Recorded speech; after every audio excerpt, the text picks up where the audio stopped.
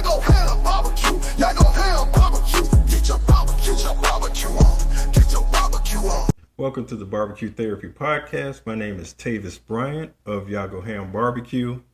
You ever stand over a grill or smoker and watch the world fade away? Now that's barbecue therapy. And joining us for a therapy session tonight is none other than Christie Vanover of Girls Can Grill. Now I'm going to read a little bit about Christie. Christie Vanover is a champion pitmaster, author, a food influencer known for her work with Girls Can Grill. She's a Las Vegas-based pitmaster, recipe developer, and media personality who has won multiple grand championships and has been featured in publications like the Wall Street Journal and USA Today. She's known for her cookbook, Holiday Grilling, and her podcast, Barbecue Tips. She has a whopping 491 videos on YouTube. She's been on Food Network's Barbecue Brawl and has one of the top barbecue websites around. Welcome to the show, Christie Vanover. I have one rule: just have fun and make yourself at home. Awesome. So glad to be here. I think I can match that rule. That'll work. No problem. All right. We're going to go back some. Could you take us back to when you first got addicted to barbecue, and when did that moment transfer from being a backyard cook to wanting to test out the pros? Sure. Yeah. So I've always loved to cook. I tried cooking outdoors when I kind of first got married and didn't really do it very well. But in 2010, I actually started a website not related to grilling. It was just, I used to cook a lot. My husband was in the Army and I would cater and people wanted the recipes. So I started a blog sharing my recipes. And then a couple years later, I got a grill and I tried to challenge myself and see if everything I could cook indoors, if I could also cook it outdoors. I mean, everything from baking to wok cooking, and I just wanted to challenge myself. And then from there, I really became addicted with grilling, and I started adding more grilling recipes to my website. And then I moved to Vegas and I competed in the World Food Championships in the burger category. And after that, I was actually gifted a big green egg. Dr. Barbecue had cooked on them and they were giving them away to people who were local. And I was like, cool, I'll take one. And from there, cooking on that compared to the gas grill and other things I was cooking on was just like life changing, because that's when I finally realized how to make brisket and pork, things like that. So I transitioned my website. I still have the old one, but I realized there weren't a lot of tutorials at that time. This was 2015 about grilling. There was Food Network shows, there was cookbooks, but there wasn't a lot of online content at that time. So especially not in the female world. So I started Girls Can Grill, and it just totally blossomed from there, from 2015 on. Oh, wow. So what made you want to say, hey, I'm going to start competing? Actually, I joined the Nevada Barbecue Association. They saw me on social media and said, hey, come to one of our meetings. And from there, they kind of told me about what competition barbecue was. I also saw a little bit of it at the World Food Championships. And I was like, hey, I want to give this a try. And they hosted a backyard competition. It was 4 meats, but it was easy meats. It was burgers, hot dogs, wings, and steaks. And so I said, oh, I can do that. So I did that, and I did really well. I got several calls at that competition. And then they offered a judging class for KCBS, and I said, okay, I'll try that. Learned what the judges were looking for, and then that was November 2016. And then in May of 2017, there was a KCBS contest locally, and I said, okay, I'll try it. I took a couple classes too. I did take a class from Fergalicious and from Loot and Booty, just so I kind of knew. I'm always a student. I'm always learning before I jump totally full feet in.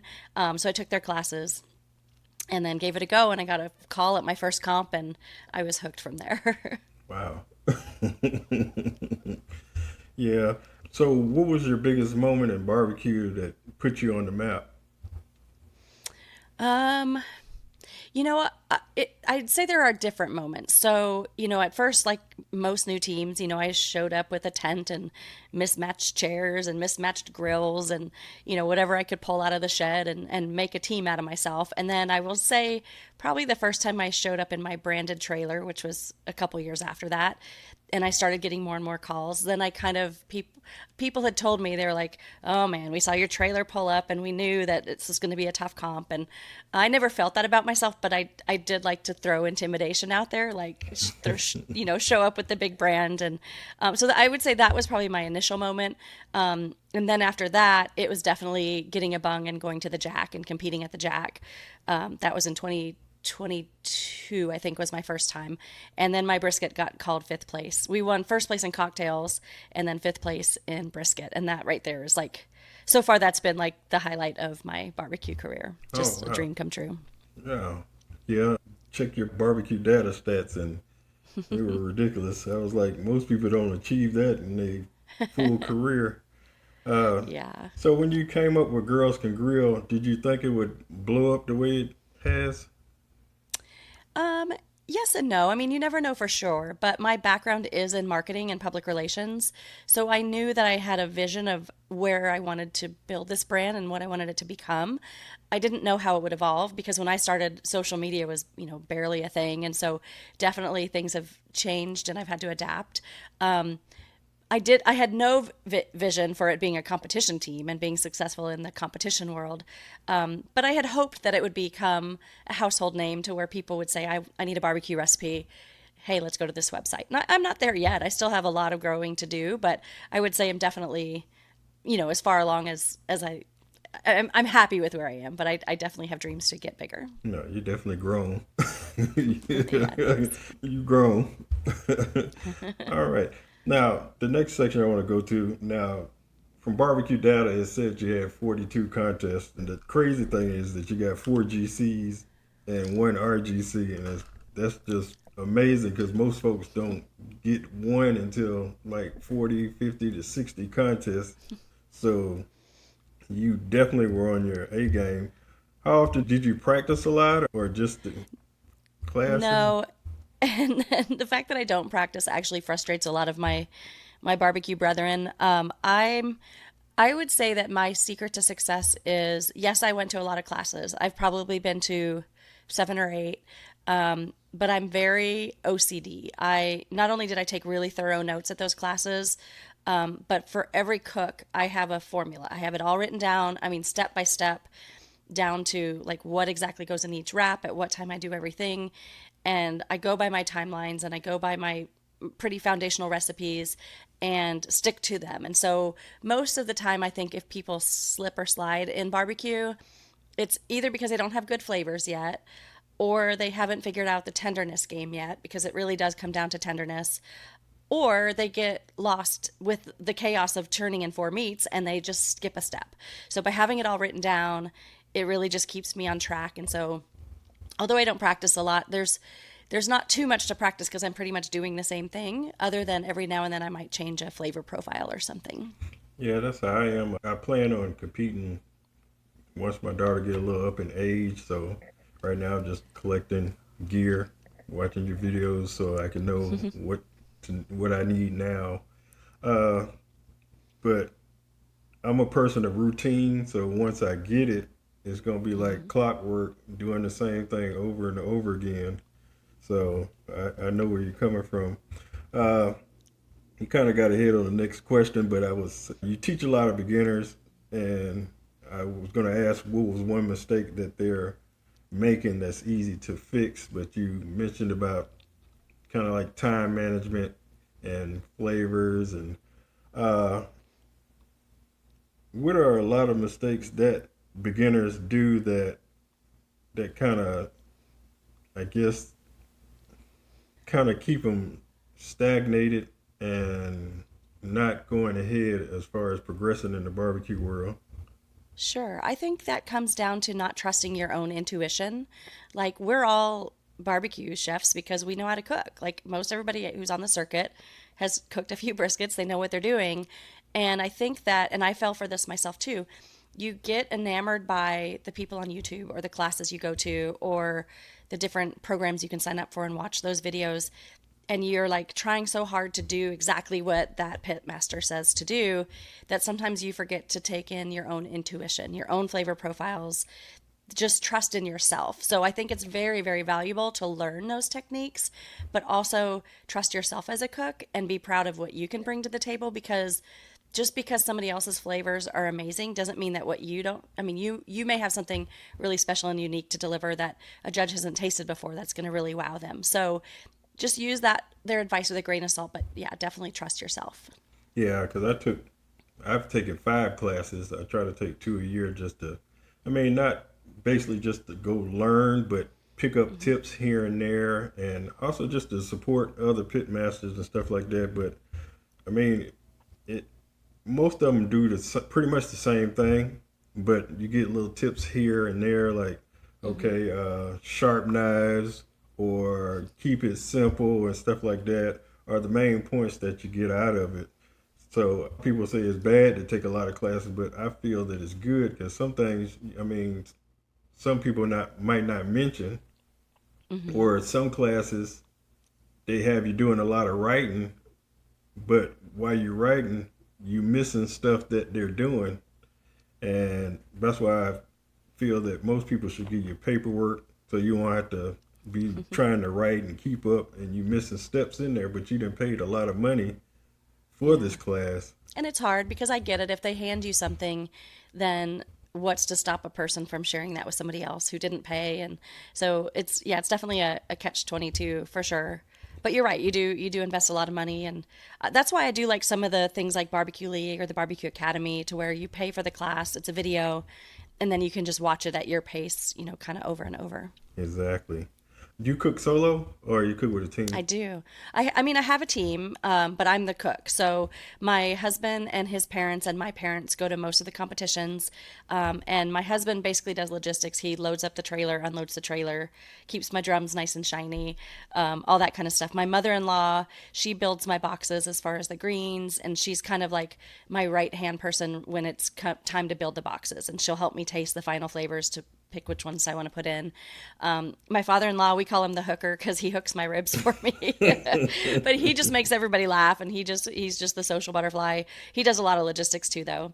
And then my parents are there for support too. But as far as all the cooking, flavoring, everything else, that's all me. The guys will make sure my pits are at, haven't dropped temp or haven't spiked temp and stuff like that. They keep an eye on that. But yeah, all the cooking is me. Oh, wow. So what's your setup? Do you cook on all drums or? I do. I have 3 Hunsakers. So I'll do my brisket, pork, and ribs. I go back and forth between hanging ribs and laying them flat. It just depends. And then when my pork is done, when my pork is done, that comes off, and I put my chicken on my pork drum. Oh, okay. Now the next area I want to go into is a kind of serious area.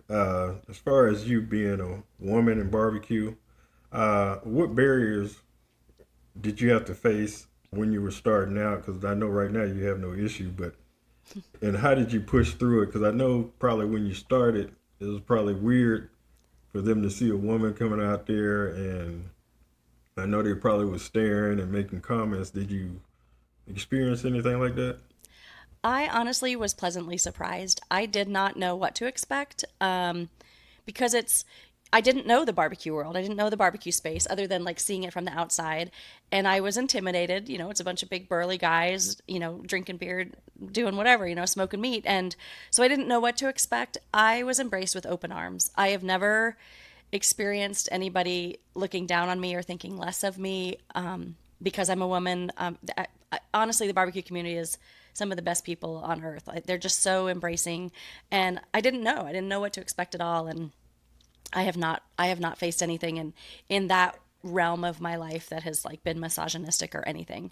There's other things in my life that I have, but not related to this at all. Yeah, I agree because, I mean, out of all the people, the barbecue people have been so friendly to me.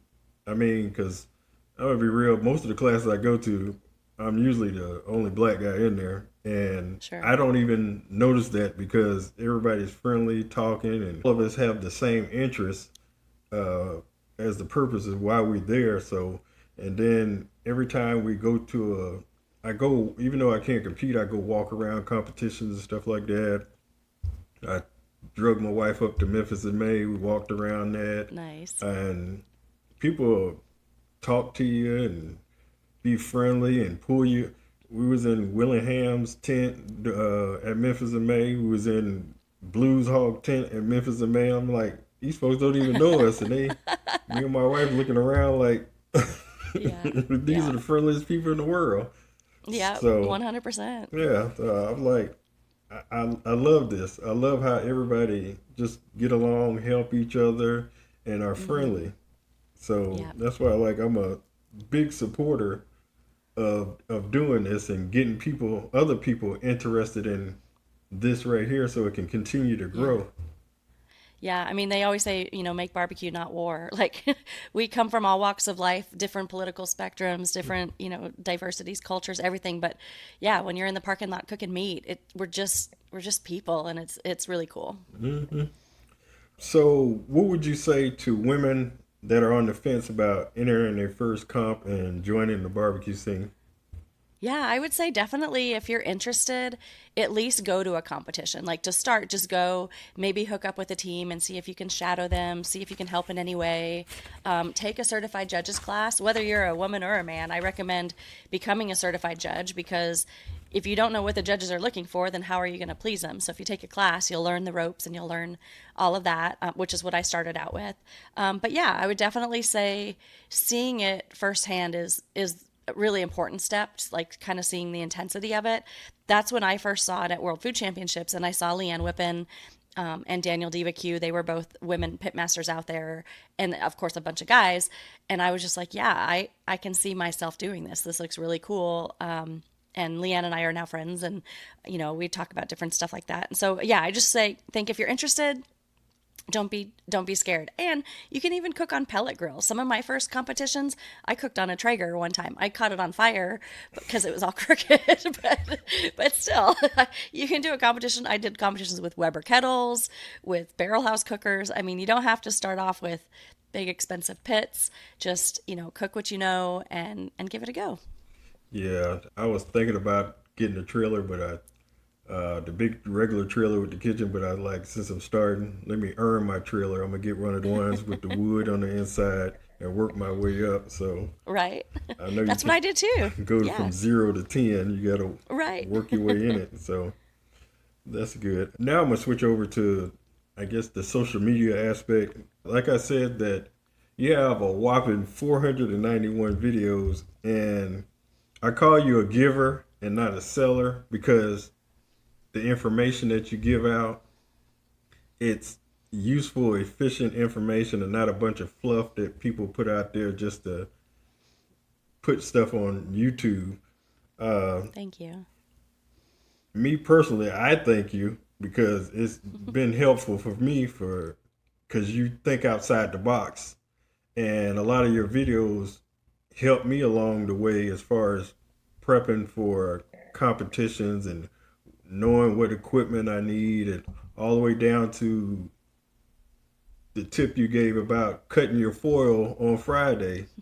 So I was like, nobody ever tells you anything like that.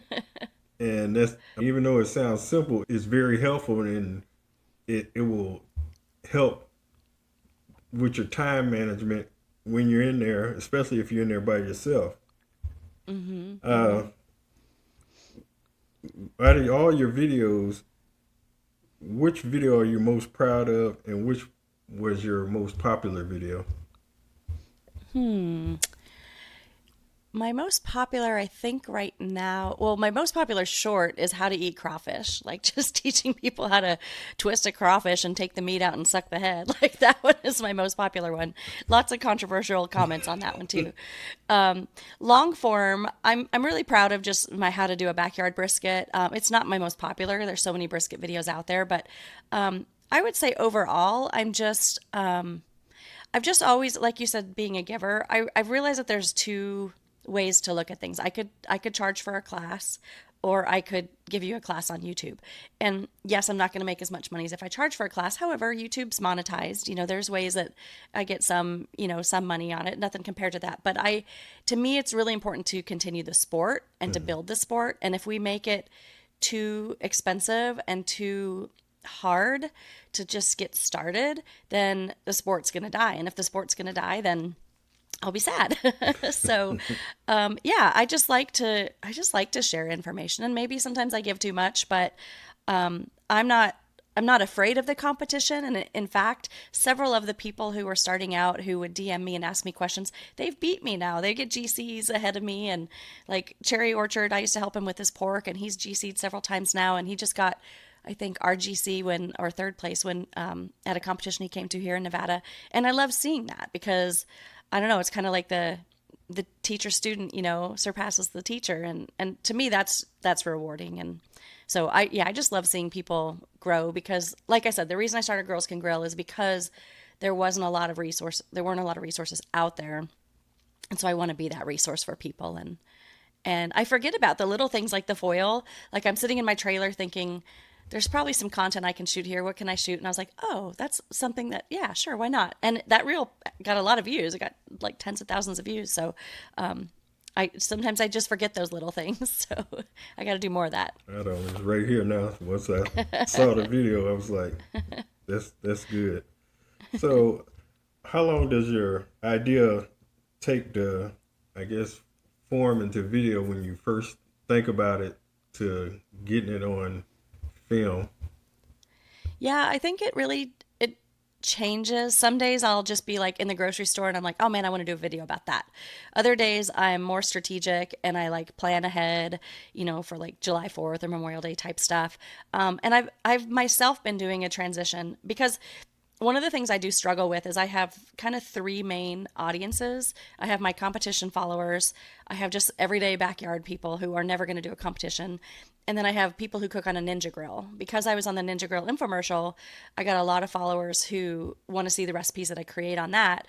And so I'm kind of doing content for all of those. And I realize sometimes like a competitive cook is going to see my ninja content and be like, yeah, I don't really want to watch that, and vice versa. So I'm always trying to kind of sprinkle a little bit of all of that. I've also made a transition recently. So my BBQ Tips podcast, it's been going on for a year and a half now, and it's always been YouTube and audio. And the challenge with that is when I do an audio podcast on YouTube, it's just me sitting there and people are like, okay, we want to see what you're talking about, but you're just talking. Like we're watching a video, we want to see the drum smokers you're talking about. But then if I show them, then the people listening are like, hey, I can't see what you're talking about. So actually just last week I transitioned. My podcast now is only going to be on audio podcast streaming platforms. And I'm going to do videos now that are not the podcast, but that are full recipes and, grill reviews and things like that. So I kind of I'm going to divide that out. So my podcast drops every Thursday, and now my new videos are going to drop every Sunday. Yeah, I got every episode on my phone. Just keep them on there. So. Thanks.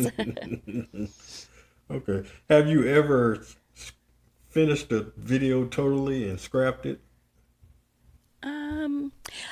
Not fully through editing. I have definitely recorded a bunch of stuff that's never made it to YouTube, and I even forget about it. Like the chicken leg video that I posted recently, I filmed that like months ago, and I was like, oh my gosh, I've never edited that yet. So yeah, things like that I kind of forget are in my camera roll of like 90,000 videos. And I gotta like go through it every now and then. But usually if I get to the point of editing it, then at least it makes it to YouTube.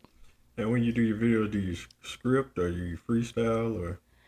Mostly freestyle. I'll do an outline for the most part, but I don't read a script. It's same with my podcast. It's not scripted at all. I just talk. But my background is in media, so I've been talking on radio, TV, and all that stuff for years. So that kind of comes natural.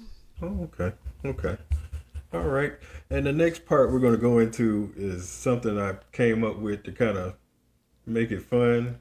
You know how in college basketball they have the tournament brackets? So what I came up with was a 16 barbecue meat tournament bracket. And what you do is I'm going to give you a matchup and you tell me which one you prefer to eat. And we're going to see which one comes out the winner. Okay. All right. Matchup number one is brisket versus pork loin. Oh, definitely brisket. Okay. Next matchup is smoked meatloaf versus hot dog. Ooh, a hot dog, actually. A crispy hot dog. It's got to be charred. All right, we got pork ribs versus smoked turkey. I'm going to say smoked turkey. Okay. Next matchup is pork belly versus steak. Oh, that one's hard. I'm going to say steak. I just made pork belly like 2 days ago. Next matchup is pulled pork versus sausage. Ooh, sausage. Yeah. Next matchup is smoked ham versus smoked bologna. I've actually never smoked bologna yet. That is on my things to do. So I'm going to have to go with ham. Somebody asked me about that the other day. I've got to make a point to do that. All right, that's your next video. And the Yum. next one is beef ribs versus pork chops. Oh, beef ribs all day long. And the next matchup is burnt ends versus barbecue shrimp. Ooh, that's a tough one too. I'm going to say shrimp. Okay. Yeah, I love seafood. Next round is brisket versus hot dog. Brisket. For sure. All right, we got smoked turkey versus steak. Steak. And the next matchup, we got sausage versus ham. Sausage. And then we got beef ribs versus shrimp. Beef ribs. I'm picking out a 4 meat platter at a barbecue restaurant right now. All right. Final four is brisket versus steak and sausage versus beef ribs. So brisket versus steak. Brisket still. And sausage versus beef ribs. I love sausage, but I'm going to go beef ribs. All right. And brisket versus beef ribs. Those are my top two meats, but I'm going to go beef ribs. Oh, wow. Yeah. Yeah. I love plate ribs. All right. That was fun. I'm trying to mix it up. All Yeah. right. I got another game. Okay. Before we end up, I call it the Barbecue Blitz 2-minute drill. So I'm going to set the clock and I'm just going to Okay. read questions and you just answer as many as you can in the 2 minutes. Okay. All right. Here we go. Sweet or spicy ribs? Sweet. Sauce or no sauce? Sauce. Spritz or no spritz? Spritz. Wrap in foil or butcher paper? Foil most of the time. Pellet, offset, drum, or kettle? Drum. Favorite protein to cook? Beef. Chicken thighs or drums? Thighs. Brisket flat or point? Point.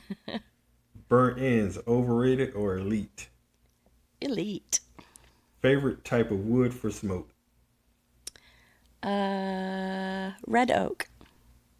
Night cook or early morning fire up? Early morning. Glove or bare hands? Gloves. Charcoal chimney or fire starters? Fire starters. Rib tips, love them or leave them? Yeah, I love them. Marinate or dry brine? Dry brine. Must have rub on your shelf. Girls can grill pork, brisket, and chicken rubs. All right. I see y'all got it in 50 stores. Woohoo! Yep. Gas grill for quick cooks, yay or never? Yes, absolutely. Fat cap up or down on a brisket? Fat cat towards the heat, so it depends on your grill. Favorite smoker brand? Probably my Hunsaker. What's the cheat code meat? Cheat code meat? I don't know. I haven't heard that. I guess it's pretty much like what's the easy meat to cook? Oh, I mean, I guess hamburgers. I don't know. What's your least favorite cut to cook? I don't know. Salmon? I don't like salmon that much. All right, and that's your 2-minute drill. Woo! All right, Miss Christie Vanover, your therapy session is over today. I love it. And if you have any shout outs or want to give any websites or anything, you can have your time to do that. Awesome. Well, yeah, you can find me at girlscangrill.com. That's where I have hundreds of barbecue recipes, thousands of barbecue tips. You can follow my podcast at the Barbecue Tips Podcast. And then I'm on all the socials at Girls Can Grill. And if you go to Amazon, you can find my rubs, my cookbooks, and my rubs are now in Shields and Fleet Farms across the country. All right. Well, again, I appreciate you for coming on and believing in my vision. And I hope you had a great time. And I look forward to having you back anytime that you want to come on. You got the calendar link. My motto is first come, first serve. So if anything you have to talk about, you feel free to schedule and you're welcome on. Great. Thanks. And best of luck to you. I'm excited to listen to future barbecue therapy podcasts and see what other guests you bring on. So good luck. All right. Thank you. And you have a good night. Thanks. You too. Mango Ham Barbecue. Get your barbecue on. Get your barbecue on. Get your barbecue on. Mango Ham Barbecue.